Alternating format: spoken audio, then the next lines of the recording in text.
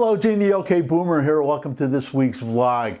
This was a tough week for me, vlog-wise, in deciding what to talk about because so much has been happening.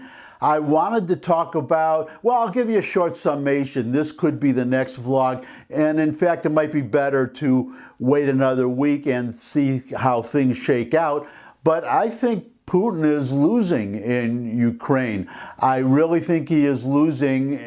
Well, we'll know more over the next week. A few days ago, I read one military expert saying that if the Ukrainians hold out for another 10 days, so now it's probably about a week, that it will be all over for Putin, that he won't be able to win because of being short on supplies and various other reasons. But I don't want to get into that today because, well, as I said, it was a tough decision, especially because the last vlog was exposing a Biden lie, and I guess I'm going to do it again 1 week later. As I said in the last vlog, I think there are so many Biden lies. I could do a vlog on each one for, I don't know, from here till maybe the end of his presidency because new ones keep coming up. I'm sure you've seen the hashtag Putin price hike because that's, well, inflation and I guess, yeah, general inflation, but especially oil, blaming it on Putin. And that's not true. That is a flat out lie. It's Joe Biden and the Fed financing of the Democrats spending this COVID relief bill that paid people not to work. That's what's responsible. I'm going to show you some charts that demonstrate it. Again, the figures come right from the U.S. government. But first, I want to just give a little credit. The people putting the charts together, for the charts anyways, a website called Issues and Insights. Now, they used to be the editorial writers of Investors Business Daily, the financial paper, but for some reason, whatever reason, they got rid of Investors Business Daily, got rid of that, the editorial section, so the editorial writers started their own website. So I'm just going to quote a couple of paragraphs from that article, and then we'll go right to the charts. So here we go. 4 charts prove Biden is lying about Putin and inflation. As inflation has continued to climb, so have the number of President Joe Biden's excuses for why he's not to blame. First, it was a, quote, transitory, unquote, effect of the economy rebounding from COVID lockdowns. Then it was the result of supply chain problems because ports didn't operate 24/7. Then it was due to a lack of competition among beef suppliers. Then it was greed. Now he's settled on Vladimir Putin. But Biden is to blame. He set off the current inflationary spiral with the $2 trillion, quote, rescue plan, unquote, he and his fellow Democrats jammed through at the start of 2021. They claimed the money was desperately needed to get the economy back on track. It wasn't. And dismissed warnings from even liberal economists, such as Larry Summers, by the way, even liberal economists, that dumping all that money while paying people not to work at a time when the economy was rapidly rebounding would spark an inflationary spiral. Yeah, here's Larry Summers. Former Obama administration economist Larry Summers rang the warning bell in early 2021, saying that the $2 trillion splurge could, quote, set off inflationary pressures of a kind we have not seen in a generation, unquote. But lest you doubt that Biden, not Putin, is to blame for the pain at the pump, at used car lots, at grocery stores, and everywhere else these days, here are 4 charts that make it clear that price spirals started long before Russia's troops moved into Ukraine, and in fact began to accelerate right at the time Biden was signing his, quote, American Rescue Plan, unquote, into law. And here we go. Well, he says, Summers said that it could set off inflationary pressures of a kind we've not seen in a generation. Actually, you go back a little bit farther than that. I'm old enough, as you can see, to have lived through the 70s, and the 70s inflation, stagflation, where you're having high inflation but a stagnant economy. That was a new phenomenon. First time ever, and that was usually depressions and unemployment and inflation and employment. They usually go together. You don't, or economic growth. So you usually don't see stagnant economies coupled with inflation. That's what we got in the 70s, and I can attest to how painful it was to get out of that. In fact, you have right now producer prices, last time I checked, just about 10% and 8% consumer price index.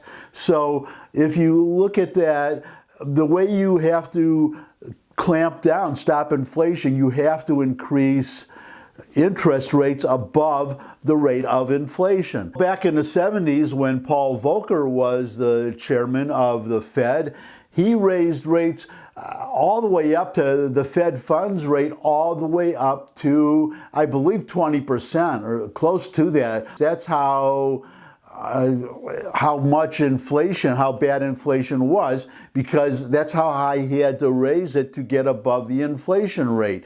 I remember, I mean, you talk about these CDs, these 5-year CDs paying 1% or something. I had a 5-year CD paying 13%. That was a CD, a bank CD. It was a 5-year CD, paid 13%. So you can imagine what a 30-year Treasury bond would have been.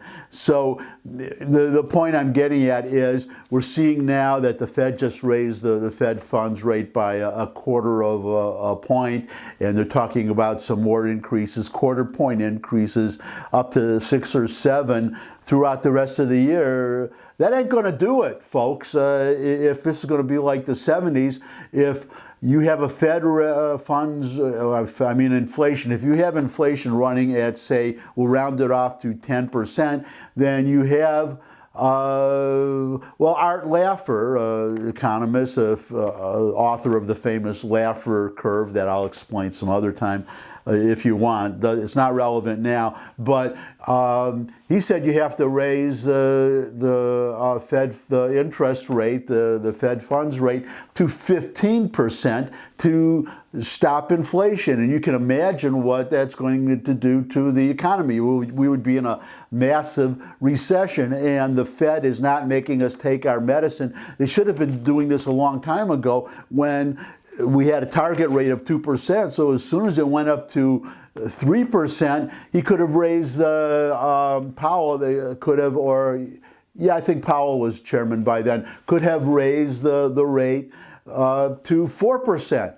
And that would have been a little painful, but nothing like right now. But they, as usual, they're behind the curve, and you can see what happened. But anyways, let's go to the charts now. This is, there are 4 of them. So what I'm going to do is go through them one at a time. And what it is you're just going to show the timing. Now, these figures come from the Bureau of Labor Statistics. So, first chart, CPI, that's Consumer Price Index, gasoline. You can see right on that chart a very steep rise in the price of gasoline, just reading left to right. And you can see when Biden took office, when Biden signed the $2 trillion, quote, American Rescue Plan, unquote. And you can see all the way to the right when Putin invaded Ukraine. And as you can see on that chart, 99% of that rise, maybe even more than 99% of the rise occurred before Putin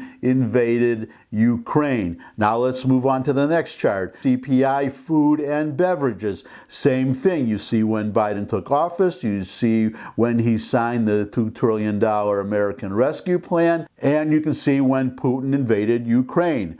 Next chart, CPI, used cars and trucks. Same story. You see when Biden took office, you see when he signed, and you can see that the price of used cars and trucks was actually going down a little bit before he signed that $2 trillion American Rescue Plan that paid people not to work. So people collecting money and not working to produce any goods and services. So, well, that's a classic inflation.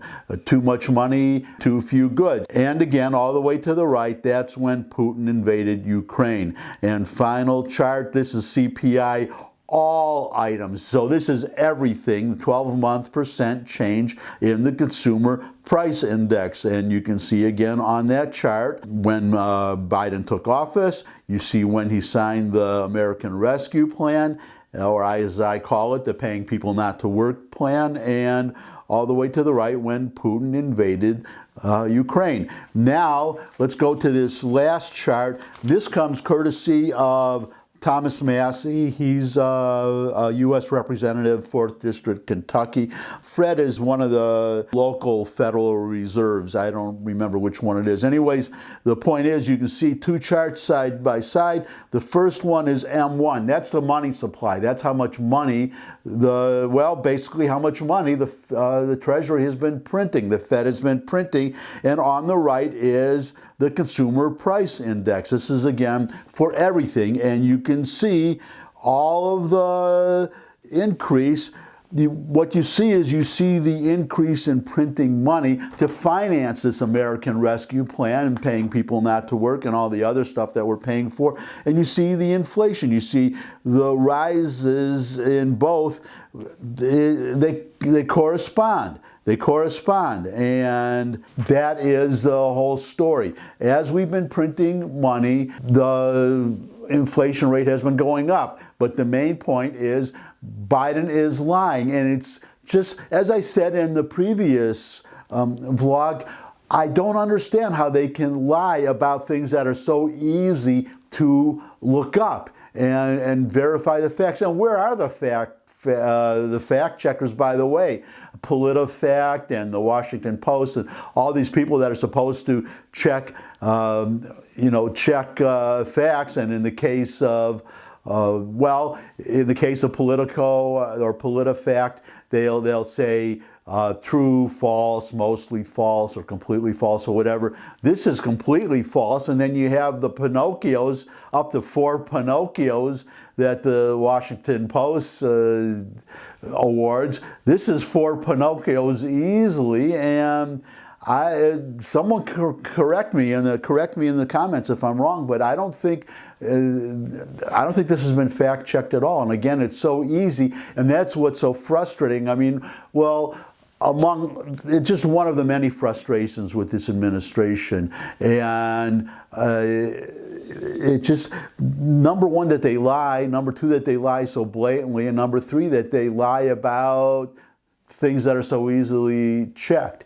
And I guess I'll just end by saying that it's easy for you to subscribe to my vlog, so I hope you will. Oh, by the way, I appreciate the time that you spend with me, and then you could subscribe. If you have any comments, questions, suggestions for future topics, put them in the comments section below the vlog.